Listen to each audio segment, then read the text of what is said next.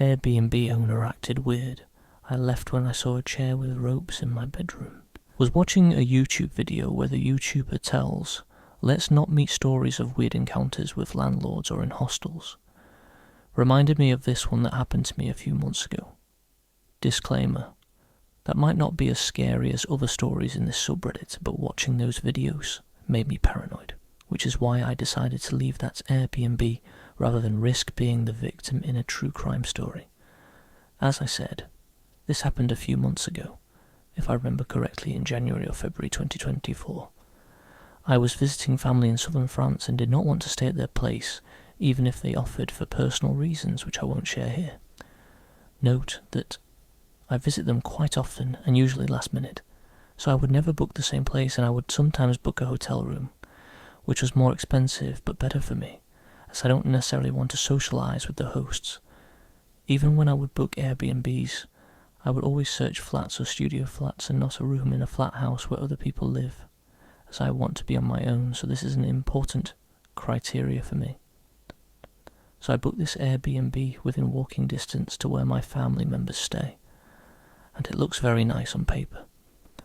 I think it was marketed as a house or ground floor flat with access to a yard and a garden. It was probably one of the cheaper options. I don't remember for sure, but I wasn't going there for leisure or planning to have a very nice place for myself to have enjoyable holidays, if that makes sense. So I really wanted something for convenience and wouldn't pay extra for any kind of luxury. There were not a lot of reviews, but the few ones were pretty positive. So I go to that place with my suitcase, waiting in front of the house.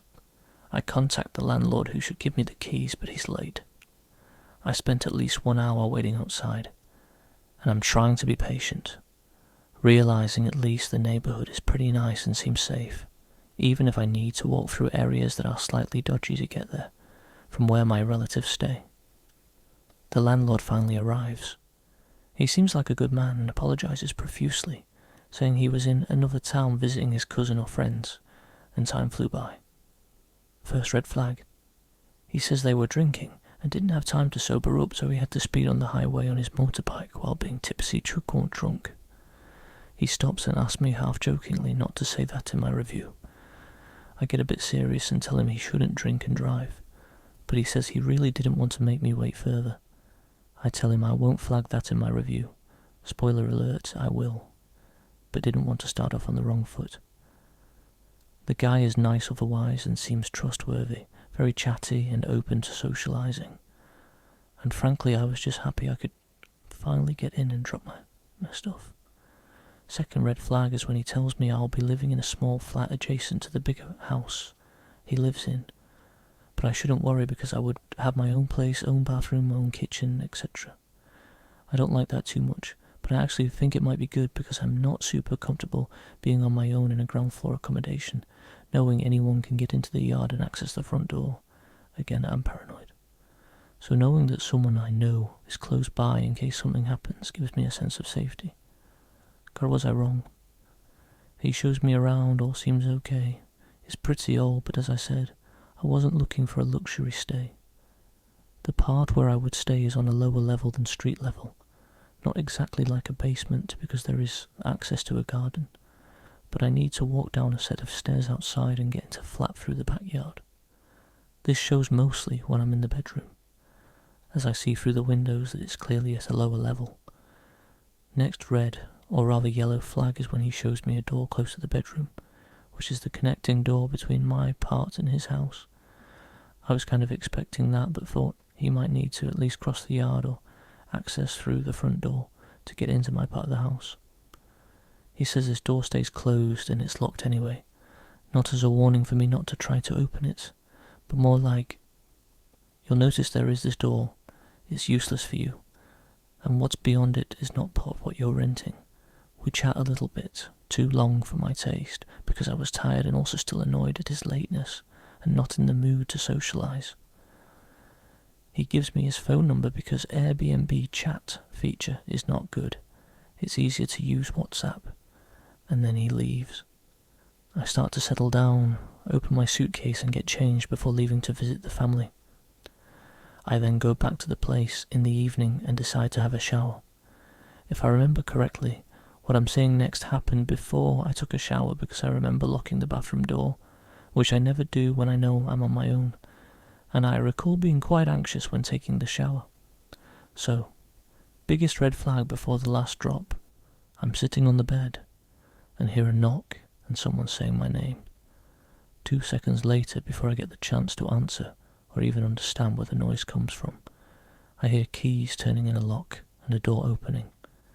As you might have guessed, it's the connecting door next to the bedroom.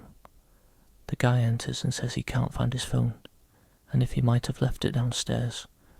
I'm a bit shocked, probably because if he had come 10 minutes later I would have probably been naked ready to take a shower, or maybe walking around in a towel, since I'm supposedly alone. I know it might sound like I'm a pussy, but keep in mind I'm a relatively young woman, alone in a house with a man in his 40s or 50s, who has control over when he can get into my place at any time. I stay polite and try to tell him that no, I haven't seen his phone. I would have noticed there's literally nothing except my open suitcase on a couch in the bedroom. He still gets in, speaking a lot and very fast while I'm sitting there, not fully realising what's happening and not having a chance to tell him to leave. He looks around the flat and obviously doesn't find the phone. Then he says sorry, and probably asks if everything is fine, if I had dinner or something like that, and then leaves again. At that point, I'm really wondering if I should stay or not, since I know you get refunded only if you cancel 2 nights in advance. I just thought I would lose the money for the night that has started. It was already after 11 p.m. and the following one, knowing I had booked at least 4 nights. I really needed to take a shower, but questioning if I should.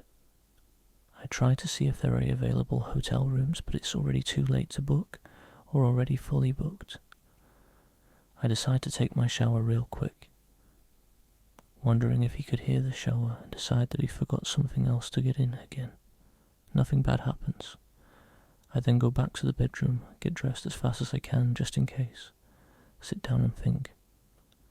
I decide that I will just stay for the night, and I'll probably be less paranoid in the morning if I'm still alive. That's when I notice the chairs in the bedroom. There are 2 and one of them has ropes tied around the armrests. The chairs are in good shape and the rope is definitely not there to keep the armrest fixed to the chair, as they are just loose. To this day I have no idea why they were there.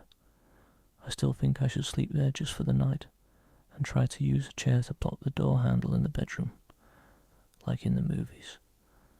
But guys, this only works in the movies. I try with both chairs, trying to pile them up, and even trying to use the ropes one way or another. The handle can still go down enough to open the door easily. I think that at least if I leave them in front of the door, I'll hear if someone tries to open it. But the door opens the other way, and in any case I didn't know what I'd do, even if the noise woke me up. Again, I'm paranoid and anxious, but living alone abroad, my motto is to never, ever take risks for my own safety, as I'm usually the only one who can save myself, so better avoid any tricky situation. Doesn't mean I never go out, but I wouldn't get drunk around people I don't trust, and I would take a cab if I feel unsafe going home on my own after midnight. I now live in a city that's rather safe, but had too many bad encounters. Unfortunately, nothing unusual for most women not to be careful.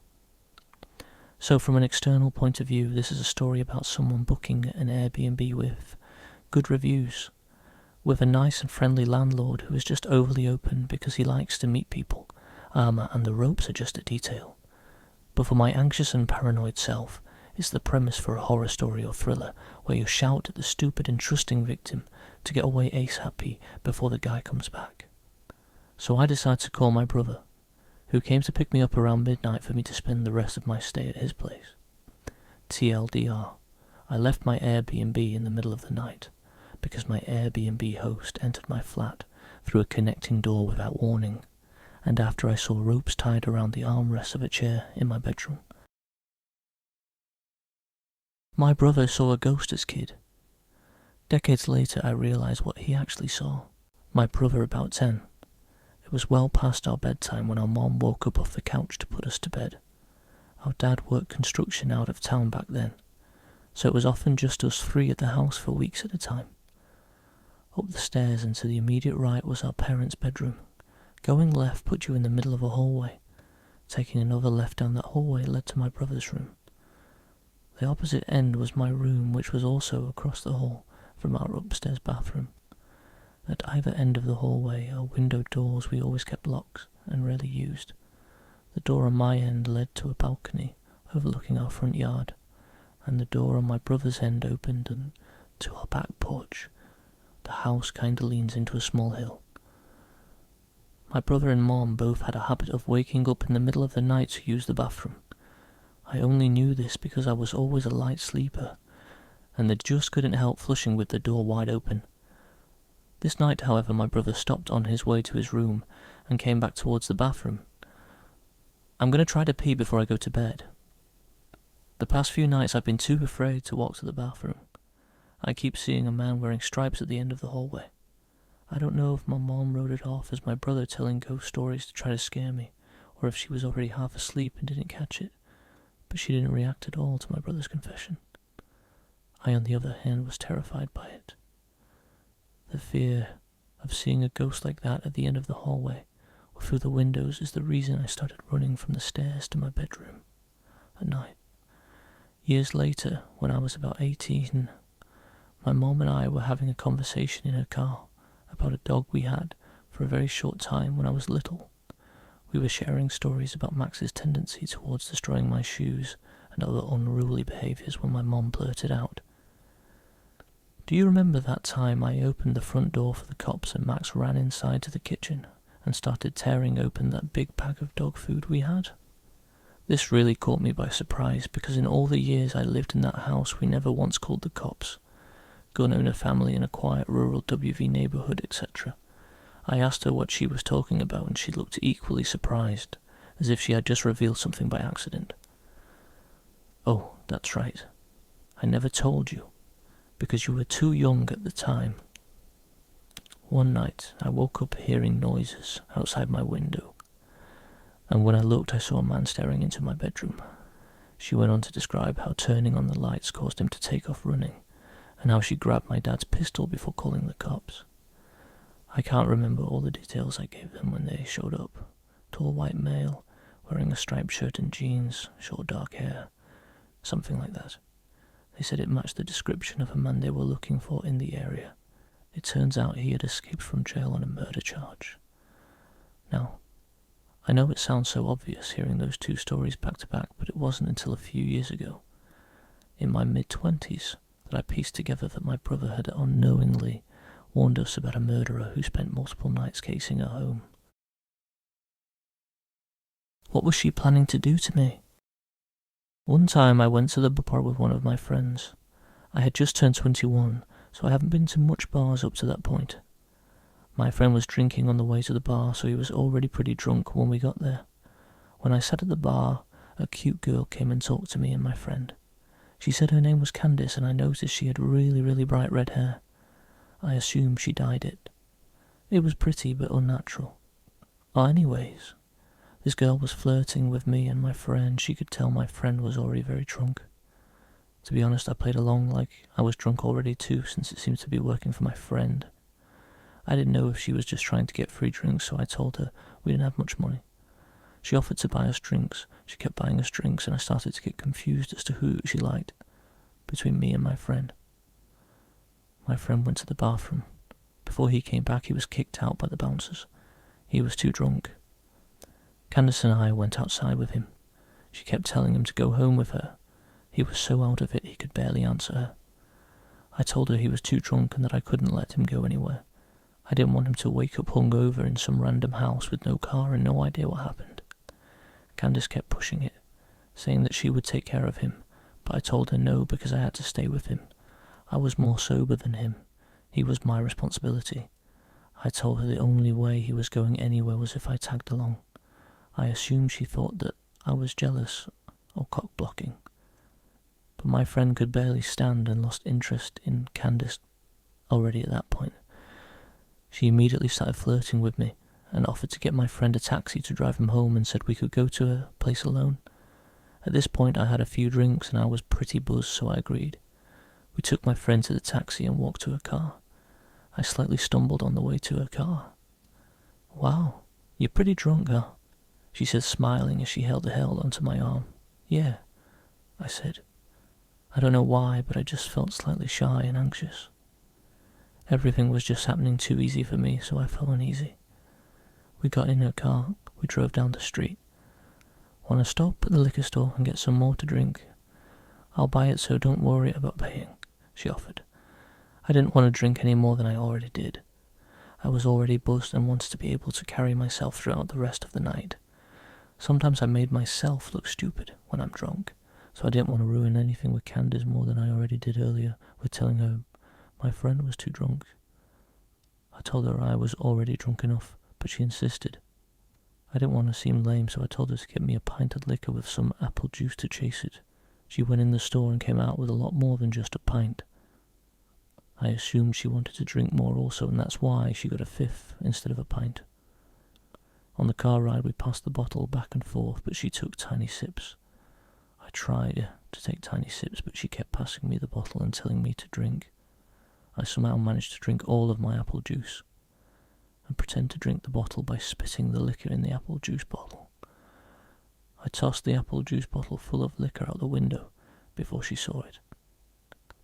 I didn't want her to know I was acting drunker than I was.